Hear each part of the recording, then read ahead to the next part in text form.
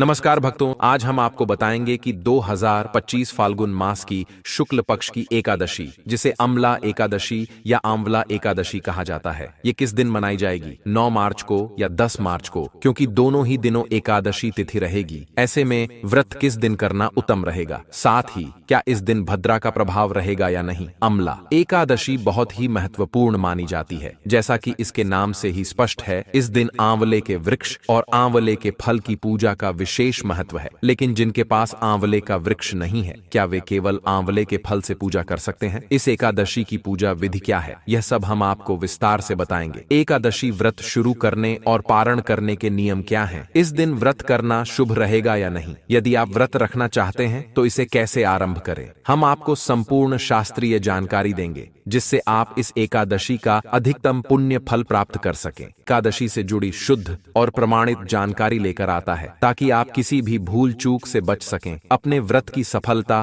और भगवान श्री हरि की कृपा पाने के लिए कमेंट बॉक्स में अवश्य लिखें जय श्री हरि या ओम नमः भगवते वासुदेवाय। विज्ञान भी यह मानता है कि जब हम भगवान के नाम का उच्चारण या लेखन करते हैं तो हमारे जीवन में सकारात्मक ऊर्जा का संचार होता है और यह ऊर्जा हमें नई सफलता की ओर ले जाती है। अगर आपको यह वीडियो थोड़ा भी अच्छा लगे तो लाइक जरूर करें, क्योंकि आपका एक लाइक हमें प्रोत्साहित करता है और यह सुनिश्चित करता है कि हम आपको आगे भी सटीक और शास्त्र सम्मत जानकारी देते रहें। तो आइए अब बिना देरी किए अम्ला एकादशी की संपूर्ण जानकारी शुरू करते हैं। दोस्तों, आने वाली एकादशी समाप्त हुई है। आपके सामने शिवरात्रि से पहले जो एकादशी थी, उसकी विशेष पूजा विधि हमने आपको बताई थी। कुंभ की स्थापना कैसे करनी चाहिए, यह भी बताया गया था। शायद ही कोई होगा जो इस विधि से अनजान होगा। इस एकादशी की पूजा विधि और इससे जुड़ी कथाओं का क्या महत्व है, यह हम आपके लिए लेकर आए हैं। इस दिन किस प्रकार से पूजन करना चाहिए और कुंभ की स्थापना कैसे की जाती है, यह भी समझेंगे। कुंभ का अर्थ होता है घड़ा, और इसकी स्थापना विशेष रूप से की जाती है। इसके साथ ही आंवले की पूजा भी होती है। यह एकादशी बहुत फलदायी मानी जाती है। अन्य एकादशियों की तुलना में इसका महत्व और भी अधिक है, क्योंकि इस व्रत का फल 1000 गोदान के बराबर बताया गया है। यानी जितना पुण्य 1000 लोगों को दान करने से मिलता है, उतना पुण्य इस एकादशी के व्रत और पूजन से प्राप्त किया जा सकता है। अम्ला एकादशी पर विशेष रूप से आंवले की पूजा का महत्व बताया गया है। आंवले में भगवान श्री हरि और माता लक्ष्मी का वास माना जाता है। एकादशी स्वयं भगवान श्री हरि की प्रिय तिथि है और इस दिन आंवले की पूजा करने से माता लक्ष्मी और भगवान विष्णु दोनों की कृपा प्राप्त होती है। इसीलिए इस एकादशी का विशेष महत्व है। अब हम आपको बताएंगे कि यह व्रत किस विधि से करना चाहिए और किस दिन व्रत करना शुभ रहेगा। पूजा की शुरुआत किस प्रकार से करें, स्त्रियों को किस विधि से पूजन करना चाहिए और इस दिन कौन कौन सी सामग्री की आवश्यकता होती है, यह सब विस्तार से समझेंगे। अम्ला एकादशी के दिन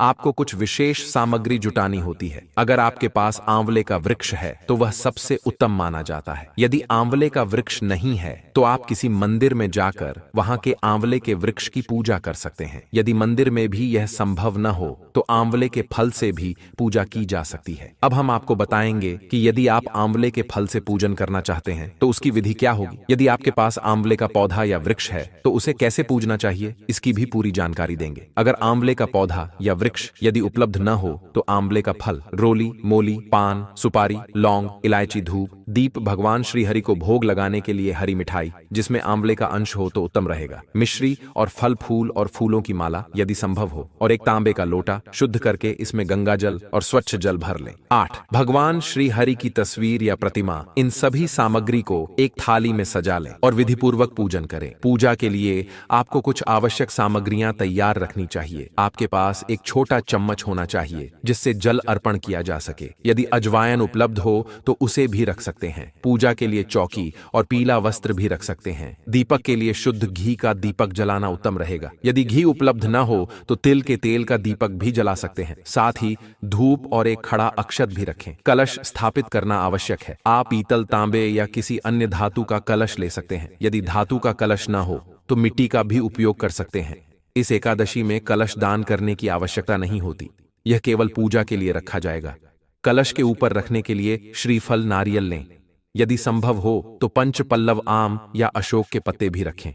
सूर्योदय से पहले उठें, स्नान आदि करके मंदिर और पूजा स्थल की सफाई करें, सारी सामग्री एकत्र कर लें और उत्तर दिशा की ओर मुख करके बैठें। यदि उत्तर दिशा संभव न हो तो पूर्व दिशा की ओर भी बैठ सकते हैं। यदि आपके पास लकड़ी की चौकी है तो उसे रखें और उस पर पीला वस्त्र बिछाएं। यदि लकड़ी की चौकी या वस्त्र उपलब्ध न हो तो आप पृथ्वी पर भी भगवान का पूजन कर सकते हैं। हम हमेशा ऐसी पूजा विधि बताते हैं जिसे कोई भी व्यक्ति कम से कम संसाधनों में भी कर सके। एकादशी का पूजन ऐसा होना चाहिए जिसे हर कोई अमीर हो या गरीब आसानी से कर सके। इसलिए यदि आपके पास चौकी या अन्य सामग्री नहीं है तो पृथ्वी को शुद्ध करके वहीं पूजा कर सकते हैं। पूजा स्थल और सामग्री को शुद्ध करने के लिए पहले गंगा जल या स्वच्छ जल लें, एक पुष्प लें और जल को चारों ओर छिड़क दें।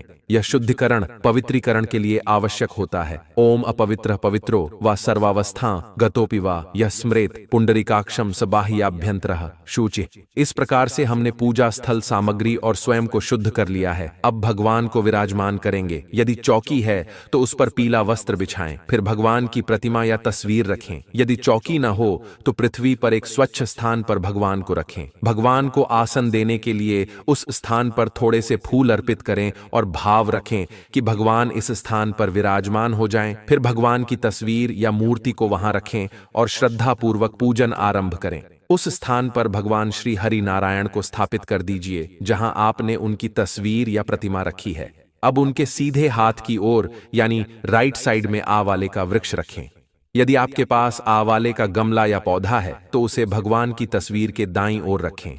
अगर आवाले का वृक्ष बड़ा है और उसे एक स्थान से दूसरे स्थान पर ले जाना संभव नहीं है तो वहीं पर पूजन करें जहां वह वृक्ष स्थित है। इस व्रत में आवाले की विशेष महिमा होती है, इसलिए यदि वृक्ष बहुत बड़ा है तो आप वहीं पर भगवान श्री हरि की तस्वीर रखकर पूजन कर सकते हैं। जरूरी नहीं कि पूजन केवल मंदिर में ही हो। यदि वृक्ष के नीचे पूजन करना सुरक्षित हो तो वहां भी कर सकते हैं। जिन लोगों के पास आवाले का पौधा या वृक्ष नहीं है वे आवाले का फल ले सकते हैं। आंवला मिल जाए तो उत्तम होगा। इसे भगवान श्री हरि की तस्वीर के दाईं ओर रखें। जिस प्रकार से आपने भगवान को आसान दिया है उसी प्रकार से आंवले को भी स्थान दें। यह साधारण वृक्ष नहीं है बल्कि दिव्य वृक्ष माना जाता है, इसलिए इसे सम्मान पूर्वक पूजन स्थान पर रखें। स्थापना करने के बाद अब पूजन आरंभ करें। सबसे पहले अपने हाथ धो लें। इसके लिए 1 चम्मच जल अपने सीधे हाथ में लें और धीरे धीरे जल अर्पित करें। हाथ धोने के बाद 3 बार जल अंजलि दें। हर बार 1 चम्मच जल ग्रहण करें और निम्न मंत्रों का उच्चारण करें। ओम माधवाय नमः जल पी लीजिए। ओम केशवाय नमः जल ग्रहण करें। ओम नारायणाय नमः जल ग्रहण करें। इसके बाद तिलक करें और मौली बांधें। यदि परिवार के अन्य सदस्य भी पूजा में शामिल हैं तो उन्हें भी तिलक करें और मौली बांधें। संकल्प अवश्य करें। संकल्प पूजा की आवश्यक प्रक्रिया है। व्रत में पूजा बड़ी या छोटी हो सकती है, लेकिन संकल्प के बिना व्रत नहीं करना चाहिए। संकल्प करते समय सीधे हाथ में जल लें। 1 रुपए का सिक्का या अन्य दक्षिणा भी रखें और 3 बार उच्चारण करें। ओम श्री विष्णु श्री विष्णु श्री विष्णु। इसके बाद अपना नाम, गोत्र और जिस स्थान पर पूजन कर रहे हैं उसका नाम, मकान नंबर, क्षेत्र और शहर का नाम लें। फिर संकल्प करें कि मैं फाल्गुन मास की शुक्ल पक्ष अमल की एकादशी का व्रत कर रहा हूं, जिससे मुझे पुण्य, आयु और आरोग्यता की प्राप्ति हो, सुख संपत्ति प्राप्ति के लिए और परिवार में शांति व प्रेम बनाए रखने के लिए अमल की एकादशी का व्रत और आंवले का पूजन किया जाता है। श्री हरि विष्णु के पूजन के लिए संकल्प करना आवश्यक है। संकल्प में हमें 100 बार श्री विष्णु शरण का उच्चारण करते हुए अपनी प्रतिज्ञा भगवान के चरणों में अर्पित करनी होती है। संकल्प का महत्व यह है कि इसमें व्यक्ति अपनी पूरी जानकारी देता है कि वह कौन है, कहां बैठकर यह संकल्प कर रहा है और किस उद्देश्य से व्रत कर रहा है। इसे आधुनिक भाषा में समझें तो यह एक प्रकार का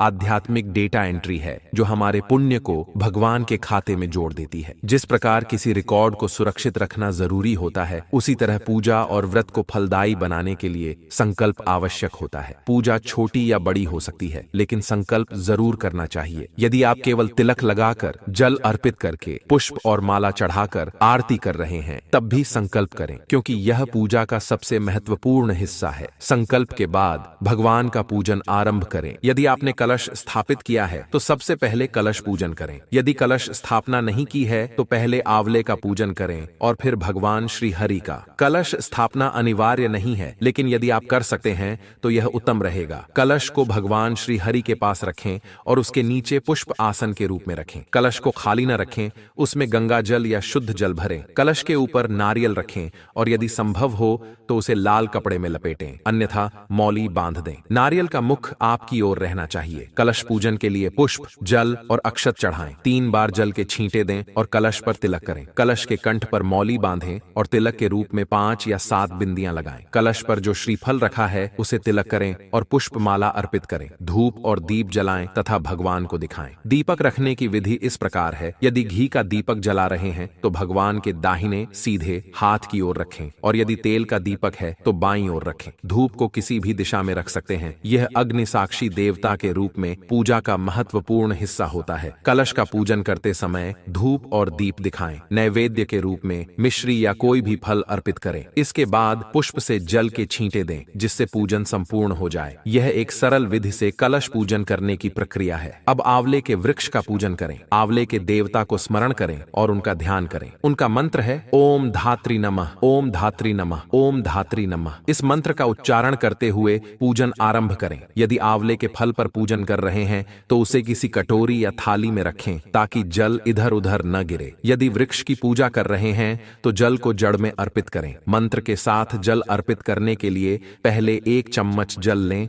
और छोड़ दें। जो वृक्ष में पूजा कर रहे हैं वे जल जड़ में डालें और जो फल पर पूजा कर रहे हैं वे फल पर जल अर्पित करें। जल अधिक न डालें, केवल थोड़ा सा समर्पित करें। अब आंवले को स्नान कराएं। जो फल पर पूजन कर रहे हैं वे 1 चम्मच जल अर्पित करें और जो वृक्ष की पूजा कर रहे हैं वे जड़ों में जल डालें। फिर दूध से स्नान कराएं और पुनः शुद्ध जल से स्नान कराएं। अब आंवले के वृक्ष को तिलक करें। वस्त्र के रूप में कच्चा सूत लेकर 5 बार लपेट सकते हैं या मौली बांध सकते हैं। यदि पुष्प उपलब्ध हैं तो पुष्प अर्पित करें। धूप और दीप दिखाएं। नैवेद्य के रूप में फल, मिठाई या मिश्री अर्पित करें। फिर पुनः 1 चम्मच जल लेकर अर्पित करें। इसके बाद आंवले देव को प्रणाम करें और इस प्रकार आंवले का पूजन संपन्न करें। अब भगवान श्री हरि का पूजन आरंभ करें। उनके सामने भी एक कटोरी रखें ताकि उसमें जल अर्पित कर सकें। हम आपको मंत्र बताएंगे। आपको पहले ही बताया गया होगा कि जल कैसे अर्पित करना है। ओम मध्य समर्पयामि मंत्र के साथ जल अर्पित करें। भगवान को केवल जल से स्नान कराएं, दुग्ध स्नान नहीं होगा। इसके बाद भगवान श्री हरि को चंदन का तिलक करें, रोली का नहीं। अब भगवान को पुष्पमाला अर्पित करें और पुष्पम समर्पयामि मंत्र बोलें। फिर धूप और दीप जलाकर भगवान को दिखाएं। नैवेद्य के रूप में आप कोई भी फल अर्पित कर सकते हैं। यदि आपके पास आंवला है तो भगवान श्री हरि को आज के दिन आंवला अर्पित करें। मिठाई भी चढ़ा सकते हैं। इसके बाद 1 चम्मच जल लें और भगवान को अर्पित करें। भगवान को पान अर्पित करने के लिए पान का पत्ता लें, उसकी डंडी तोड़ दें, उसमें 2 लौंग, 2 इलायची और 1 सुपारी रखें। फिर इसे भगवान को समर्पित करें। दक्षिणा के रूप में कुछ अर्पित करें और भगवान को प्रणाम करें। इस प्रकार हमने एकादशी का पूजन पूर्ण किया। यह व्रत 2 दिवसीय होता है। आज हमने स्थापना की है और भगवान का विसर्जन कल होगा। विसर्जन के समय पुष्पांजलि अर्पित करना आवश्यक होता है, जिसकी विधि हम आपको जरूर बताएंगे। अब जानते हैं कि व्रत किस दिन करना है और शुभ मुहूर्त क्या रहेगा। एकादशी तिथि प्रारंभ होगी 9 मार्च को सुबह 7:04 पर और समाप्त होगी 10 मार्च को सुबह 7:04।